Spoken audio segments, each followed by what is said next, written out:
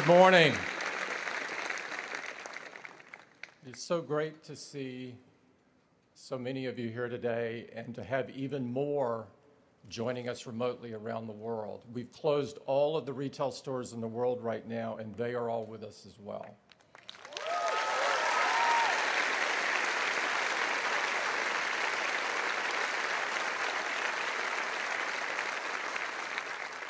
Before I get started, I'd like to recognize a very special guest. Steve's wife, Lorraine Powell-Jobs, has joined us today. Lorraine?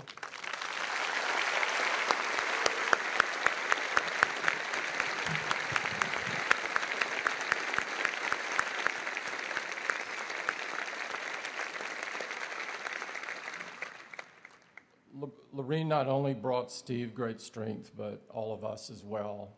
Particularly over the last couple of weeks. As I have, and I know that many of you have, we've been spending a lot of time mourning Steve's passing. The last 2 weeks for me have been the saddest of my life by far. But I know Steve, and Steve would have wanted this cloud to lift for Apple and our focus to return to the work that he loves so much. So it's with that spirit that we wanted to get the entire company together today to celebrate Steve's extraordinary life and the many accomplishments he had across his life. People all over the world have been deeply moved by his passing, and many have spoke of what he meant to them. You've probably seen characterizations. He's been called a visionary, a creative genius, a rebel, a nonconformist, an original, the greatest CEO ever, the best innovator of all time, the ultimate entrepreneur. He had the curiosity of a child and the mind of a genius. All of these are true, and the fact that all of them were embodied in one man is amazing. But for those of us who knew and loved him, none of these words, by themselves or in total, adequately define who Steve was. The way I think of Steve's legacy is to think about the way he lived and what he left for us. He leaves us with what he did, what he said, and what he stood for. He did some amazing things, and he himself once said, to get to work on one revolutionary product in a career is extraordinary. By my count, he worked on 6. The introduction of the Macintosh in 1984 revolutionized personal computing and desktop publishing.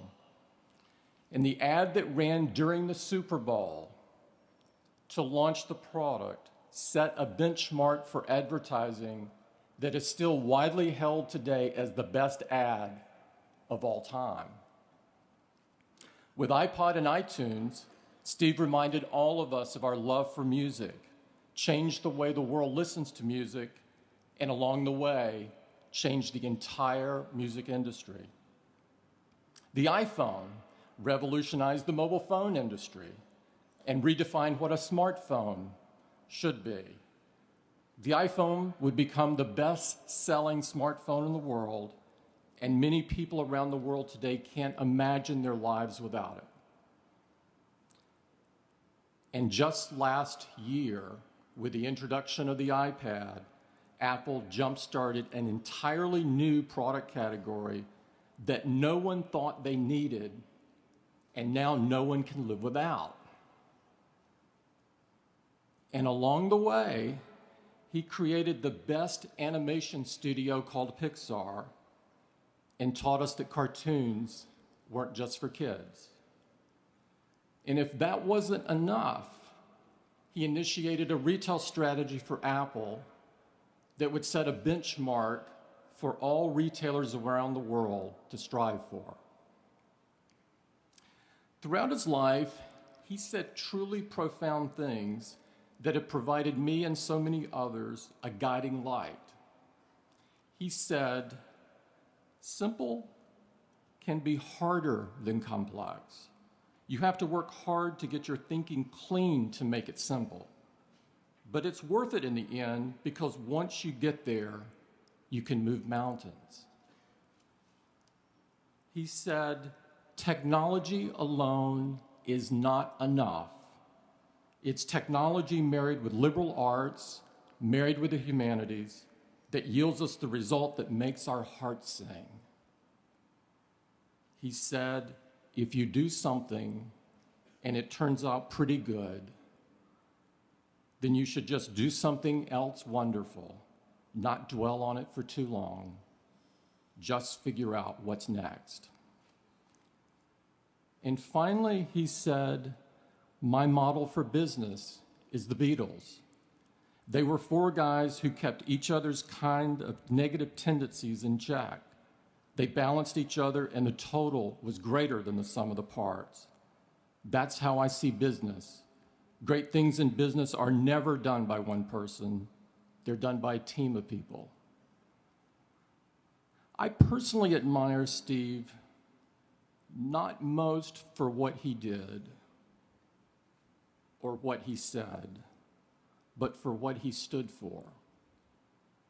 The largest lesson I learned from Steve was that the joy in life is in the journey, and I saw him live this every day.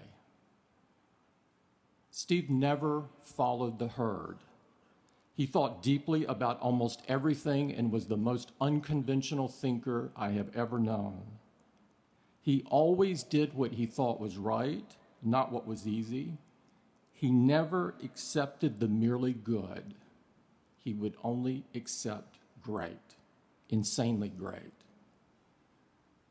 He valued beauty in everything and insisted that everything that Apple do be beautiful.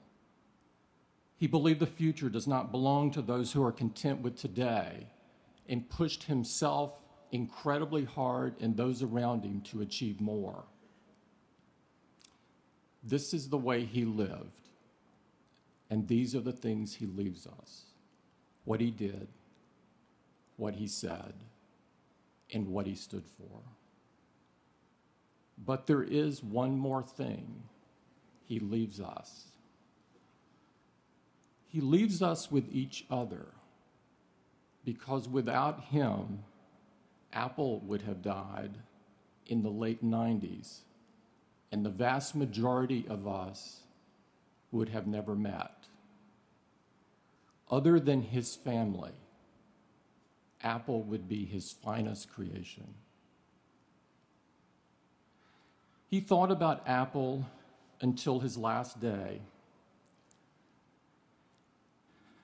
And among his last advice he had for me and for all of you was to never ask what he would do. Just do what's right, he said. He said he saw Disney paralyzed after Walt Disney's passing, as everyone spent all of their time thinking and talking about what Walt would want. And he did not want this to occur at Apple. When Steve came back to Apple, he wanted to create an ad that would reestablish and remind us of our core values and beliefs. And it was meant more for the employees of the company than for the customers of the company. We didn't have any great new products to talk about yet, as those would come a year later with the iMac. So we worked with our ad agency to create a campaign that featured some of his greatest heroes. Steve was involved in carefully crafting every word of this ad, and these words touched the bottom of his soul.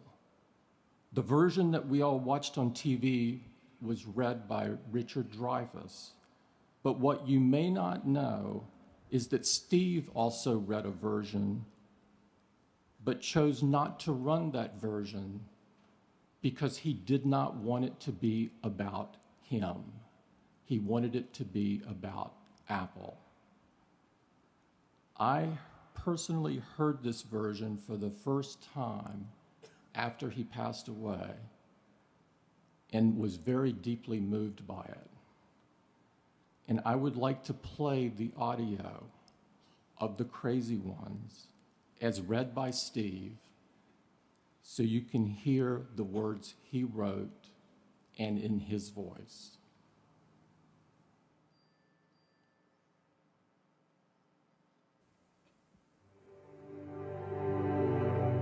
Here's to the crazy ones, the misfits, the rebels, the troublemakers, the round pegs in the square holes, the ones who see things differently. They're not fond of rules, and they have no respect for the status quo. You can quote them, disagree with them, glorify or vilify them. About the only thing you can't do is ignore them, because they change things.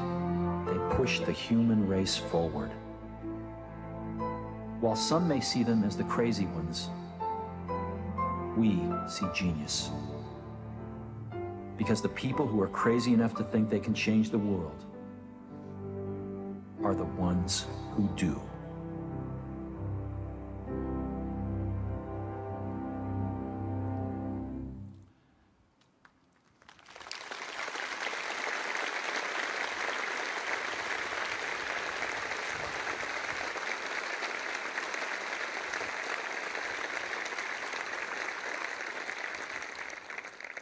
Let's join together for a moment of silence and reflect on what Steve meant to each of us and to the world.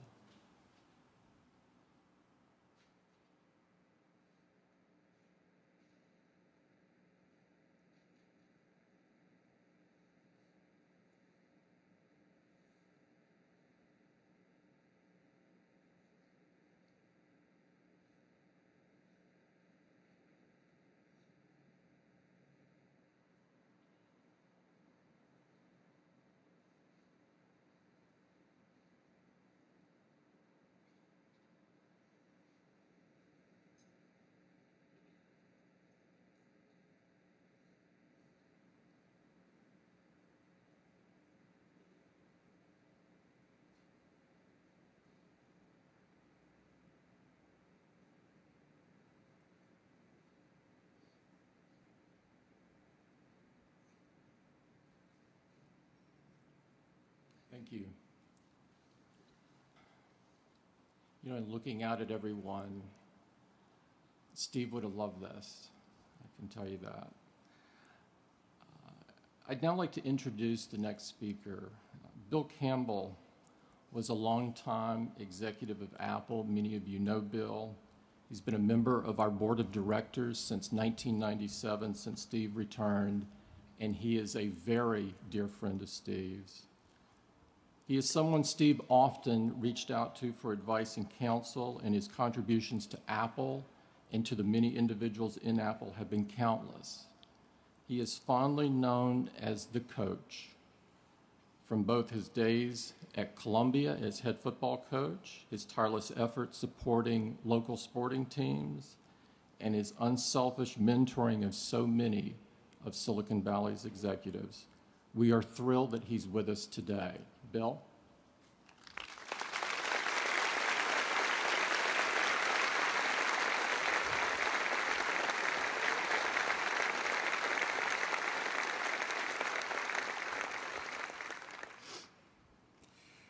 Thanks, Tim. Wow. Wow. I'm humbled by this. Humbled for the opportunity to have my time to talk about Steve, my friend. I came to Apple in 1983. I had been at Kodak in Europe. I worked almost immediately with Steve and his team on the Mac. Oh my goodness, what an experience. Steve challenged everything, forced me to have answers as to why. Experience didn't matter, great ideas mattered. Nothing is what it was. Not because he wanted it to be different. He just wanted it to be better. He wanted it to be great. Everything we did, every ad, every retail communication, every detail in every product, inside or outside, I learned and I learned from him. When I was in sales, he wanted the sales organization changed. He wanted the people in the sales organization to look like the rest of us. We had manufacturers rep firms that he was unhappy with. We made a change in the summer and hired 400 people that matched his sense of what kind of people should be at Apple. Think about the brilliance of the Macintosh, the difficulty we had in getting it accepted. Think about the things that he did to make sure that the Macintosh was accepted in universities. The Apple University Consortium committed Macintosh penetration for generations. Tim mentioned desktop publishing, laser printer, PostScript, his fanatic approach to fonts, desktop publishing. Then the Mac stalled. Scully pushed him out the door. He was gone. Tragic. Apple. Apple was done. I left shortly after. We've always kept in touch. When he was at Next, he used to challenge me all the time, "Why are you still there?" Taking your first class travel and limos to the airport. Get the hell out of there, do something important. During that time, he met Lorraine, and it changed his life. And all of us here now participated in a miracle. Apple bought Next. He was back. And he allowed me to be part of it. August 1997. Then I learned even more. He changed. Yes, he had been charismatic, passionate, brilliant.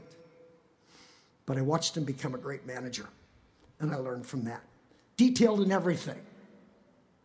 Products, of course, but the way he ran the finance organization, what he did with operations, logistics, and having Tim there, somebody that shared his vision of how an operation should be run, made us all better. You read all about this last week. Those things that he saw things that others couldn't see. He had an incredible mind. Conceptual, logical. Think about the great things that Tim mentioned. Apple stores, iPod, iTunes, iPhone, iPad. He dismissed as arrogant the technology leaders in the world who thought that we were all stupid because we couldn't use these devices. And he said, we're stupid if they can't use these devices. He saw the future. We'd walk and he would talk about things that I could never even conceptualize. And nothing would deter him. He pushed everyone. He pushed me, he pushed the board constantly. What a leader he became. He hired great people. And they did the same. And look, right, left, front, back, you're it. The results counted. You are the people who made this happen. It's a company without politics. When he knew about 7.5 years ago about his illness, he didn't sulk. He fought. He fought hard. He loved Apple so much, probably only a shade less than he loved his family. He was feisty. He challenged us all. He liked, he loved, he gave. He learned. He taught us all. He demanded excellence in everything he created. And in those 7.5 years, As he became more vulnerable, he made sure that those that he loved, those were closest to him, knew it. To those people, he exuded the phenomenal warmth, humor. He confided. He shared. A true friend. Yes, I'm a member of the board, and he loved his board. He did. And when he wanted to step down as CEO, he wanted to do it personally. He came in to talk to us. And then he stayed for the board meeting, the presentations that were going on. And he always had that wonderful warmth with us that we just were so attracted to him by. Scott Forstall was demoing the new phone. And he was demonstrating Siri. And Scott did it a couple of times, and Steve was across the room, and he said, "Let me have that phone." And Scott said, be careful now. I have this pretty much attuned to my voice. Give me the phone. So Scott goes around and hands him the phone. Steve asks a couple of benign questions, and then he says, "Are you a man or are you a woman?" And Siri came back and said, "They have not assigned me a gender, sir."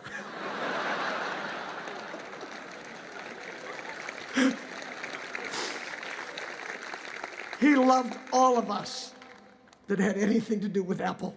Thank you all very much. Thanks for being here.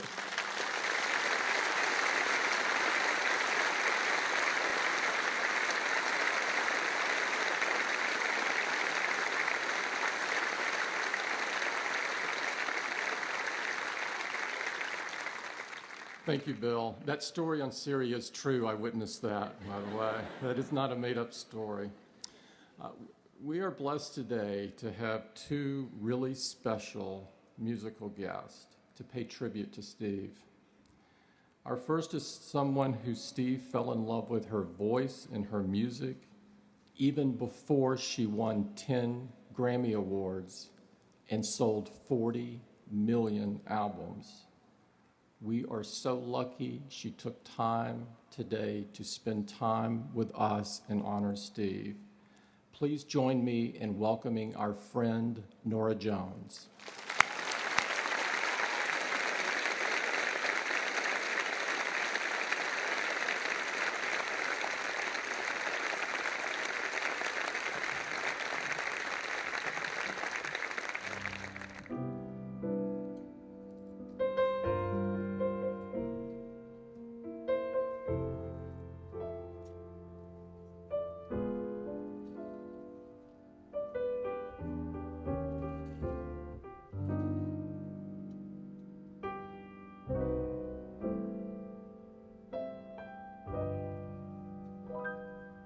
It's not the pale moon that excites me,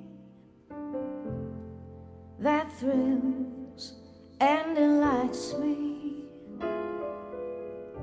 Oh no, it's just the nearness of you. It isn't your sweet conversation that brings this sensation. Oh no, it's just the nearness of you. When you're in my arms and I feel you so close to me, all my wildest dreams came true.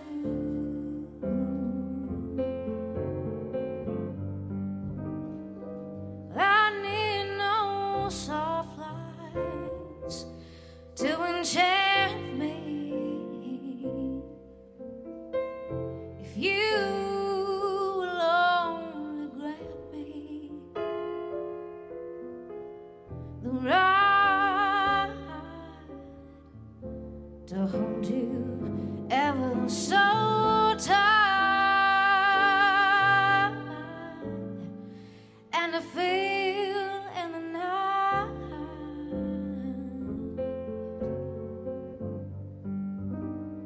the nearness of you.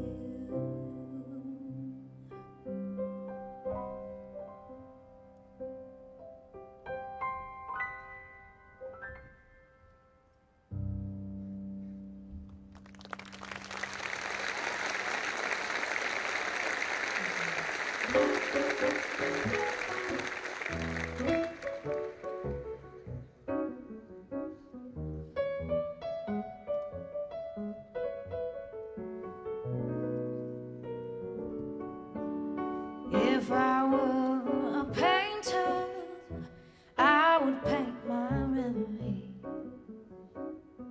If that's the only way for you to be with me,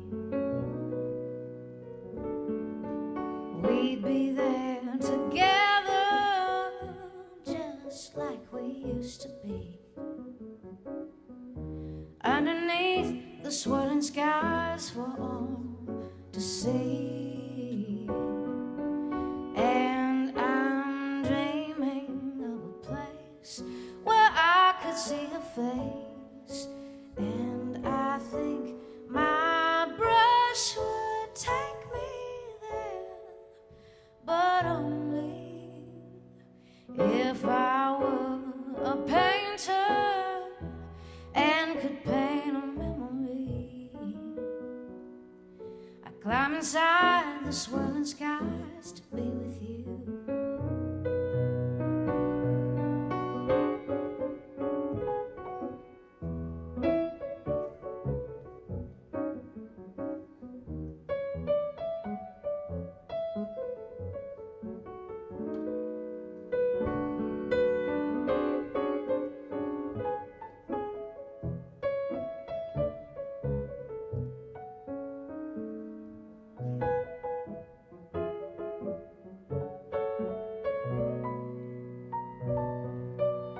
And I'm dreaming of a place where I can see your face.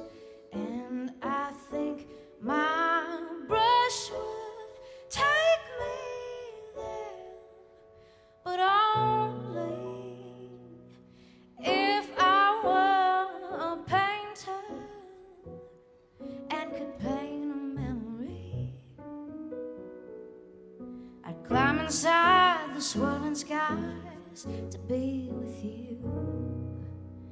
I'd climb inside the skies to be with you.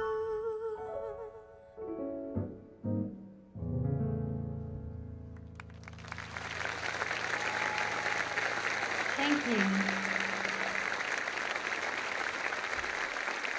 Steve was a music lover, I think we all know that, and he was always very kind to me. And I know he loved Bob Dylan, so I'm going to do this Bob Dylan song.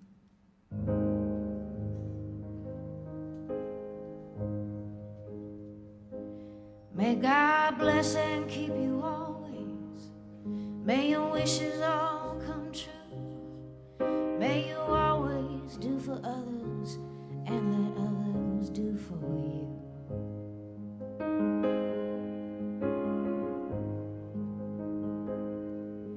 May you build a ladder to the stars and climb on every rung.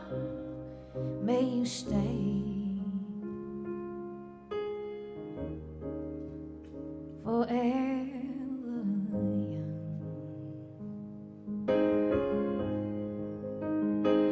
Forever young.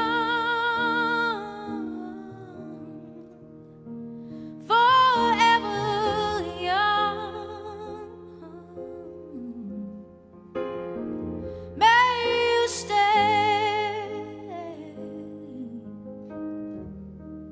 forever young.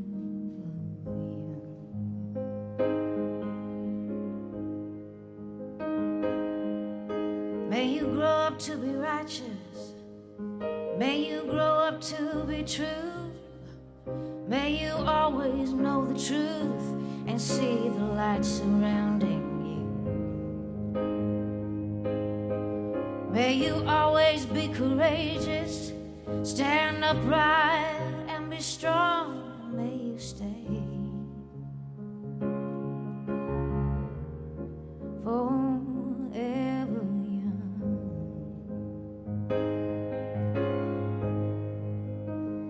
Forever young.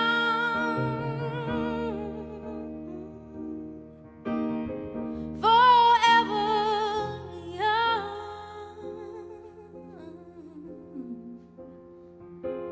May you stay forever young.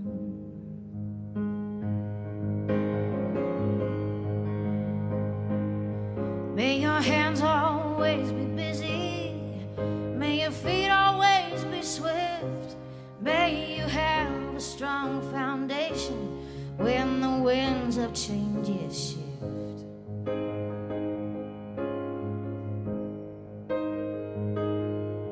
May your heart always be joyful, and may your song always be sung, and may you stay forever young.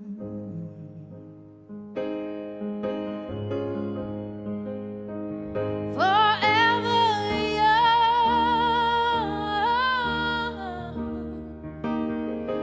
Forever young.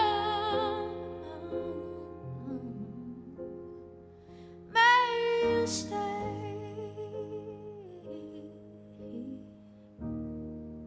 forever young.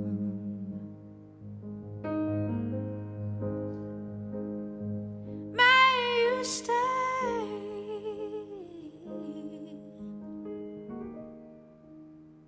forever young.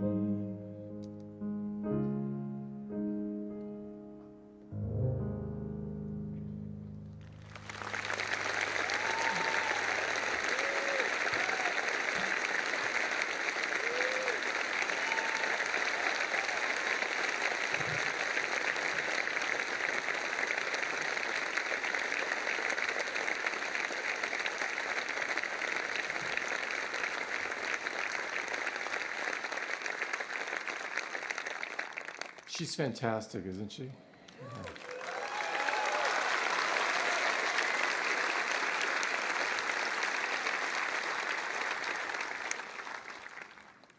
Steve built one of the best board of directors in the world and asked former Vice President Al Gore to join a little over 8 years ago. As many of you know, Al has been a champion for our environment for almost 40 years, well before it was cool to do so, and was awarded the Nobel Prize in 2007 for these efforts.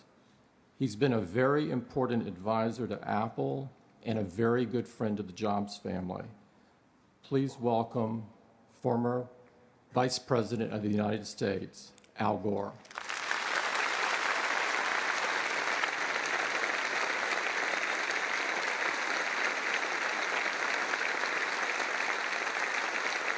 Thank you. Thank you very much.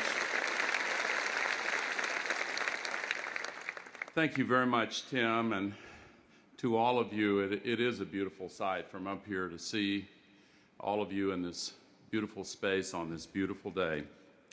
Lorene, we are all here for you as well, and God bless you and your family. You all know the story of Steve Jobs. You know the extraordinary life he lived. You were part of it, each in your own way, every single one of you. Tim and Bill spoke eloquently about his accomplishments, about him as a person. I want to spend just a few minutes talking about the emotions we've all felt and the outpouring that we've all experienced coming from all over the world, and what that wave of emotion means for Apple and what it means for each one of you. I saw it at the Nashville Apple Store, as people have seen it in Apple stores all over the world. You felt it here in Cupertino. It was felt in homes and businesses and dormitories and places in every part of this world. And many commentators were surprised by the intensity and the power of this wave of emotion. What was it?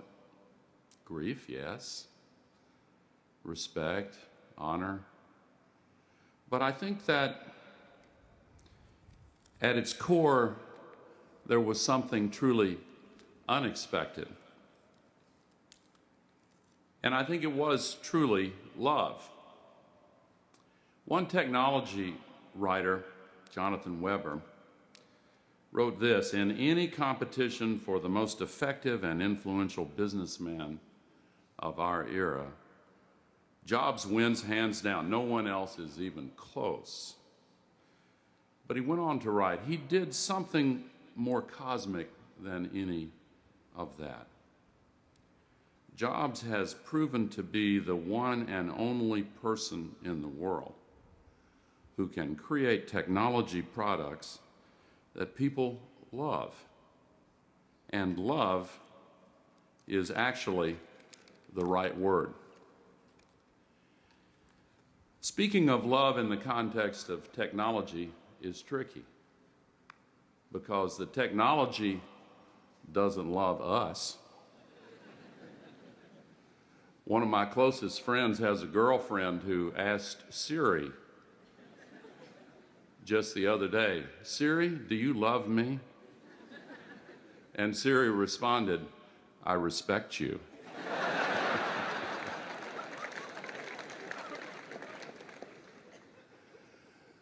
But people can experience love in the use of technology that erases the barriers between them and what it is they want to connect to. These notes that were posted at the stores and here at headquarters and in various places are displayed, some of the messages on these screens around the plaza here. And I was transfixed walking over just by one of them, one right after another. I'm sure many of you have read them. And I collected a few of them. Mary Beth wrote, "Steve, we love you. Thank you for everything you have done for us." Francisco Valenzuela Huerte from Santiago, Chile, wrote, "In this picture you can see my grandma, who died of cancer a month ago, using a MacBook Pro to talk for the last time to my sister, who is living in Belgium. My grandmother wasn't into computers at all, but she was pretty much able to communicate with ease with her granddaughter, thanks to the intuitive technology developed and inspired by Steve Jobs." A mother wrote of her 4-year-old, "Thank you, Steve, for creating a product that brought my 4-year-old daughter into the world of technology. My iPhone was the first device she learned to use, and she loves using it to this day. I will think of you every time I see her face light up while using your product." Charles wrote, "We love you, Steve. Enjoy watching us on cloud." When he left us, he took with him the love of millions of people. And I think that the love that people felt for Apple came in part because of the love that went into perfecting products that erased the barriers. Some of you may have seen an article a few weeks ago by a neuroscientist who wrote in the New York Times how he had begun studies with the brain scanning machines to explore whether or not technologies like the iPhone and the iPad are addictive. And to his surprise, he found no, the parts of the brain that lit up were not those associated with addictive behavior. What happened instead was that there was a flurry of activity in the insular cortex, and he wrote, exactly in the areas that are activated by the experience of love. Many have noted the irony that millions heard the news or read or saw the news of Steve's passing on their iPhones or iPads or iPod Touches or on their Macs. And if that emotion was activated in their hearts, there are in that sense millions of pieces of Steve Jobs' heart out there all over the world. You have helped in important ways to create the joy and love that people associate with what Apple does. So what of the future? Beginning 6 or 7 years ago, in every single board meeting, Steve began to devote the same intense focus he contributed to everything else to preparing for the time when he might, as he said, retire and become chairman. He put it in different ways, but what he meant was he knew that he had to prepare the succession. And he spent so much time with Tim Cook, talking with him, as Tim said, about how he shouldn't ask what Steve would do. But he gave essentially the advice he gave in that magnificent commencement address at Stanford: follow your own inner voice. He has prepared and groomed the executive team to continue. They are the best in the entire world, bar none. And so are you. They and you have already proved it, and they and you will prove it again and again. If you love Steve, as I did, and if you are part of Apple, as I am, then you understand deep in your heart already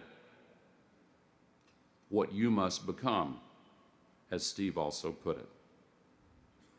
And you know that the best way to fully express and animate that love is to direct its flow full force into the creativity and passion that lives inside the insanely great products that you design, engineer, manufacture, and market. The ones that are connecting with the hearts and minds of millions of people today, and the new ones soon to come that millions of people will fall in love with all over again. One of the messages on the screen I was watching on the way over here said, "Steve, you left not just new technology, but a spirit." Steve's spirit lives in that love that people all over the world have for the work that you do. Of all his creations, the iPod and iTunes, the Mac, the iPad, all of them, I believe the greatest is Apple. So keep and nurture the commitment to true, uncompromising excellence that is Apple. Keep on skating to where the puck will be. Keep on listening to your own inner voice. Keep on insisting that good is not enough, that even great is not enough. Keep insisting that Apple products truly be insanely great. Keep making what people don't even know yet will transform their lives for the better. Products that they will fall in love with over and over again. You are part of a rare and precious group of men and women who have the privilege of giving the world a chance many times every day to feel the love for what they do.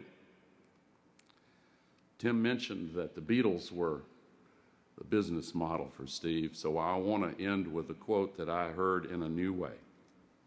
And in the end, the love you take is equal to the love you make.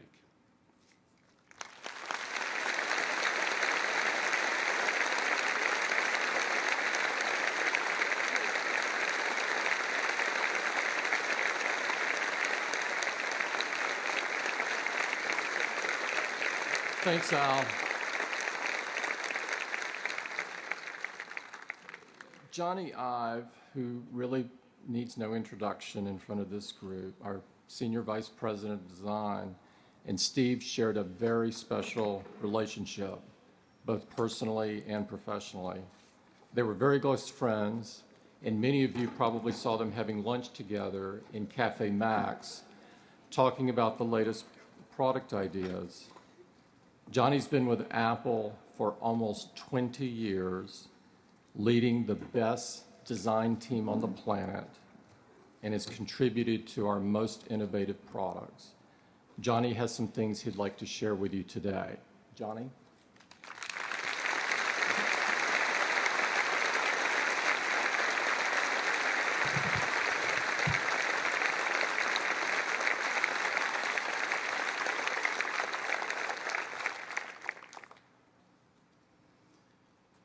You know, Steve used to say to me, and he used to say this a lot,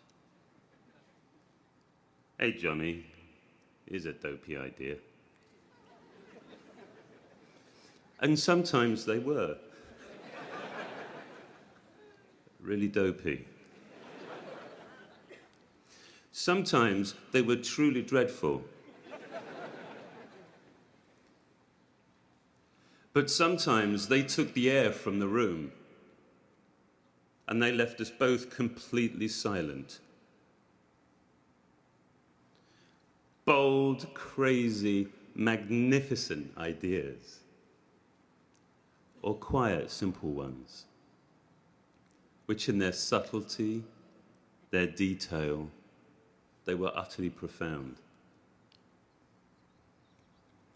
And just as Steve loved ideas and loved making stuff, he treated the process of creativity with a rare and a wonderful reverence.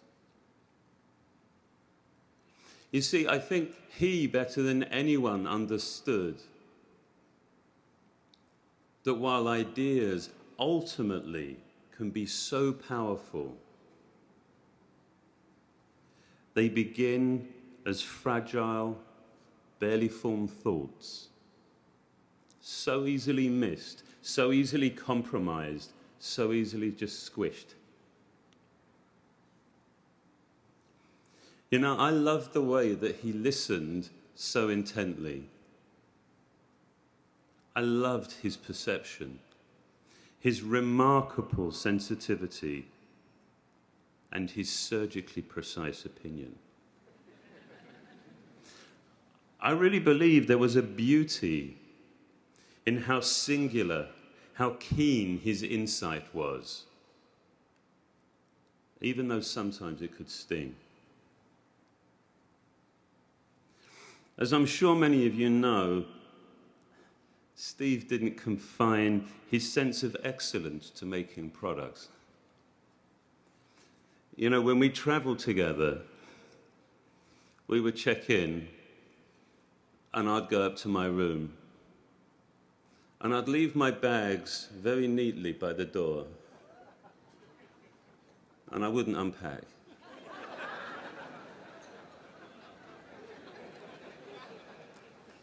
And I would go and sit on the bed. I would go and sit on the bed next to the phone. And I would wait for the inevitable phone call. Hey, Johnny, this hotel sucks. Let's go.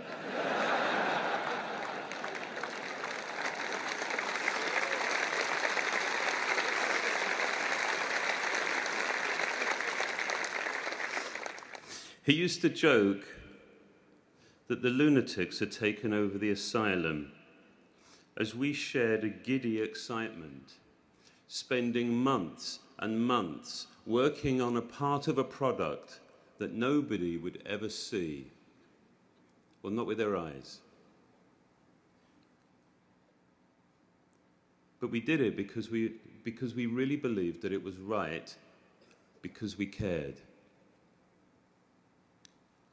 He believed that there was a gravity, almost a sense of civic responsibility, to care way beyond any sort of functional imperative.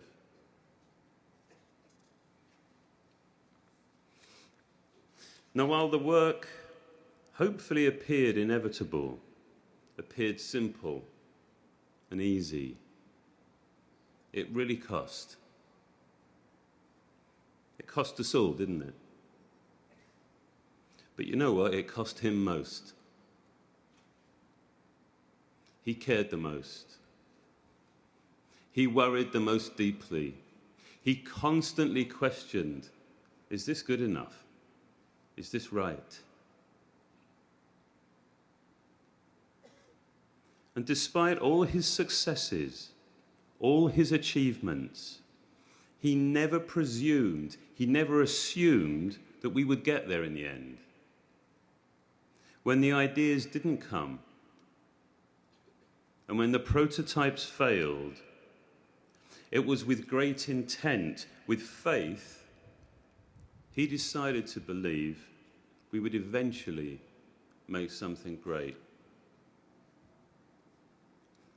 But the joy of getting there, I loved his enthusiasm, his simple delight, often I think mixed with some relief. But that, yeah, we got there in the end, and it was good. You can see his smile, can't you? The celebration of making something great for everybody. Enjoying the defeat of cynicism, the rejection of reason, the rejection of being told 100 times you can't do that. So his, I think, was a victory for beauty, for purity, and as he would say, for giving a damn. He was my closest and my most loyal friend. We worked together for nearly 15 years, and he still laughed at the way I said aluminium.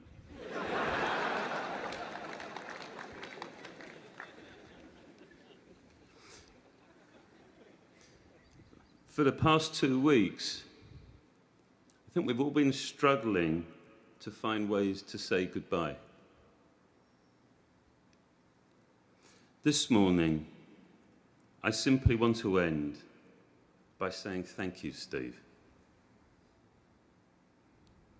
Thank you for your remarkable vision, which has united and inspired this extraordinary group of people. For all that we have learned from you, and for all that we will continue to learn from each other, thank you, Steve.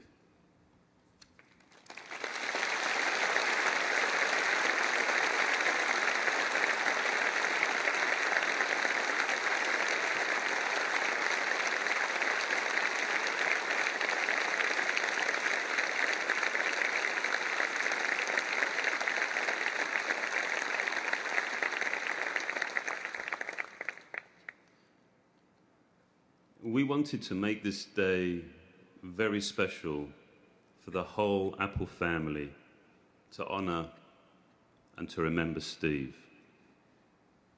Now, our next guests have made Herculean efforts to be with us here today. We are so very grateful that they have moved very, very big mountains to join us. As you know, Steve loved music, and as you would expect, he had discriminating taste. He loved their music, and he watched them grow over the years into one of the biggest bands on the planet. And along the way, he found out that they were really super lovely guys. He would be so excited about them being with us here today. Will you please help me welcome our friends, Coldplay.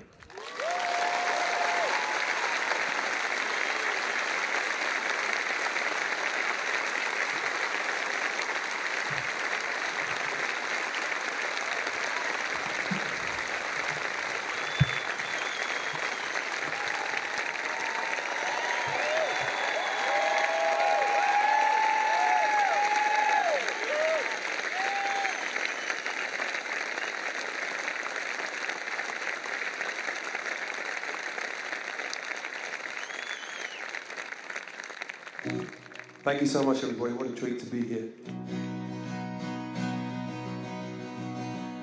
We played this song for Steve 10 years ago, and he said it was shit.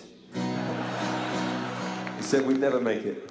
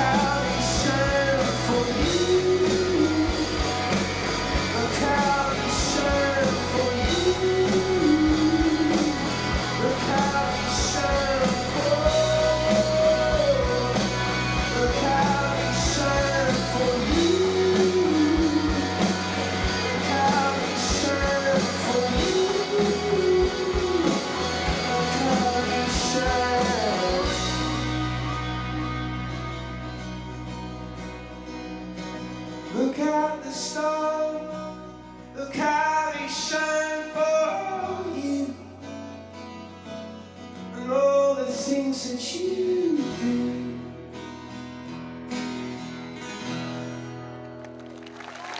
Thank you, everyone. Thank you, Steve.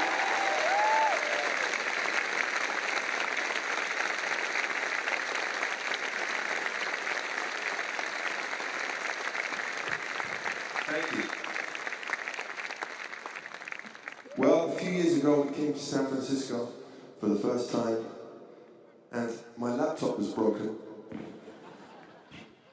And we were playing the Shoreline, which is around the corner. And I said, my laptop is broken. I need somebody to fix it. And a guy called Jimmy, who we now know very well, said, well, that's convenient because Steve Jobs is in your dressing room.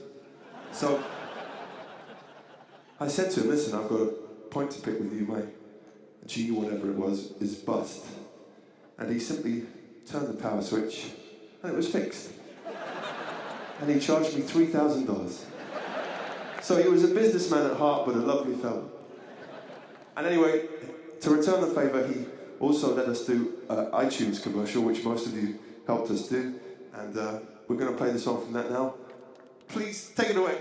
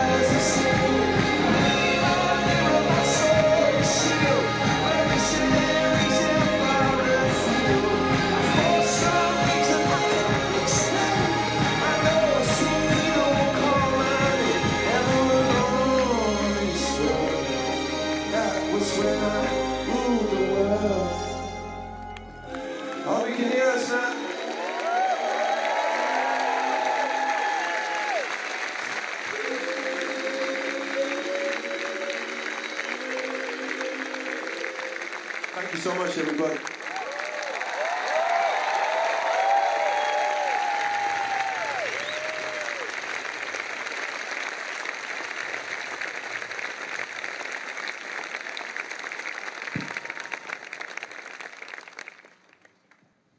We won't keep you too long. I know Steve wants you to get back to work. I'm going to name drop in a big way now. Last week we were in South Africa, and the news came through about Steve, and everybody was very sad, of course. And it happened that the big man himself, not God, Bono, was in South Africa also. And we talked about Steve a lot and how much he'd been gracious to both of our bands. And this is called Fix You.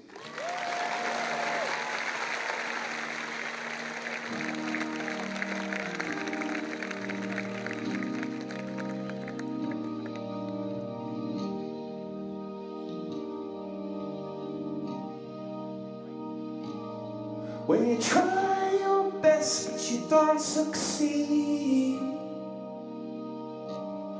when you get what you want but not what you need, when you feel so tired but you can't sleep, stuck in rivers,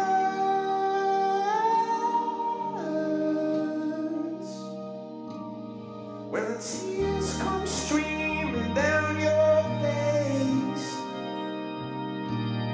'cause you lose something you can't replace, when you love someone but it goes to waste, what could be worse?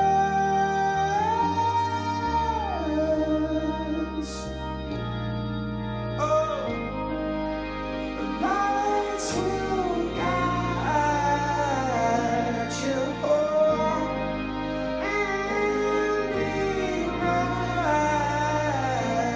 your bones. I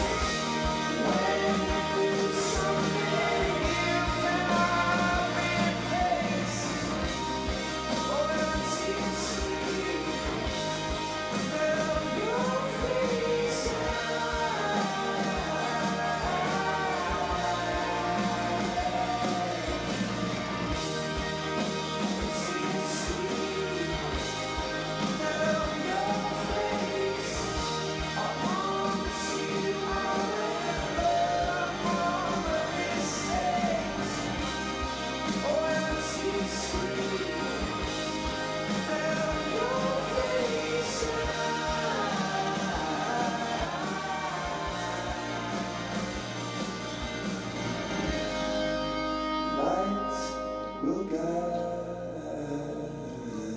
you home and ignite your bones. And I will try to fix you.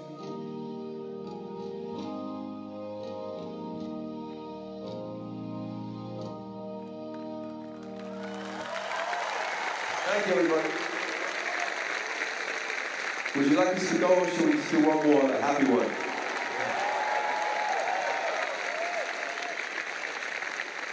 I don't know if that was a yes or a no, but we're going to stay. Okay, well, this is our last song, and then we'll leave you to it. Thank you so much for having us, and I know it's an emotional day for everybody, for us too, and this is our last song. This is about grabbing every day and treating it like your last, which I think Steve embodied more than anybody. That's all. Goodbye. Have a great day.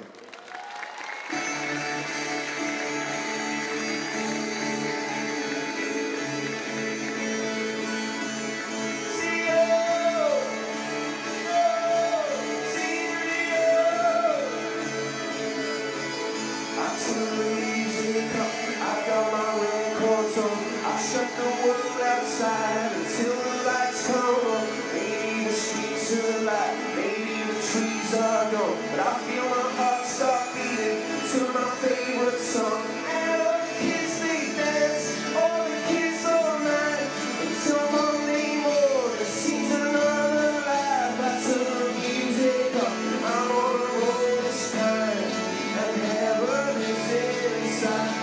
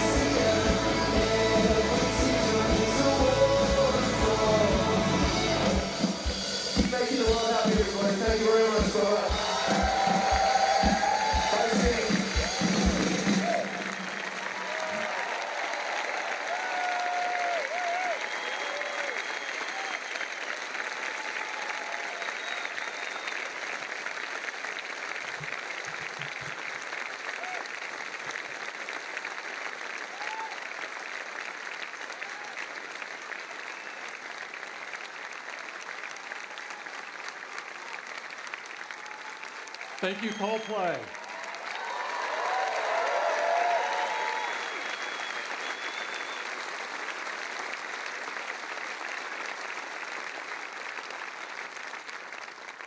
That's a tough act to follow.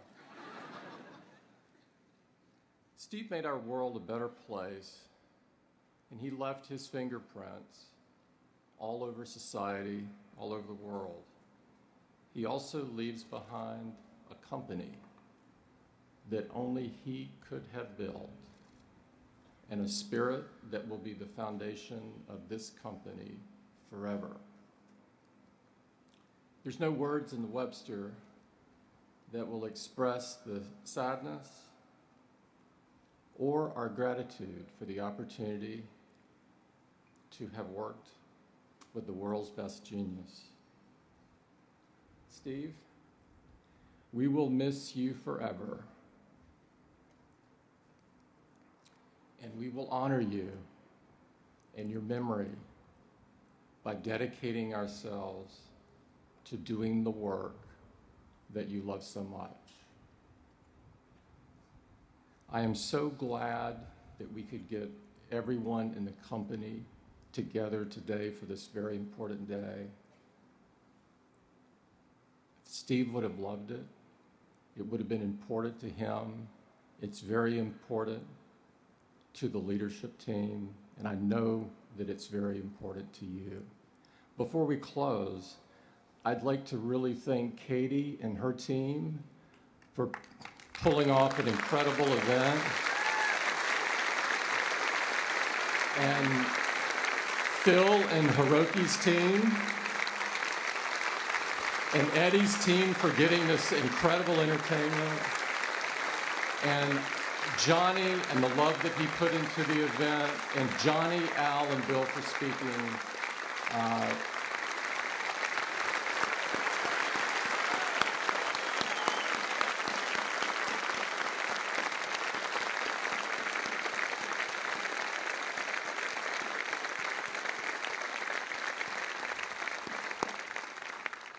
And thank all of you for joining us today. Thank you.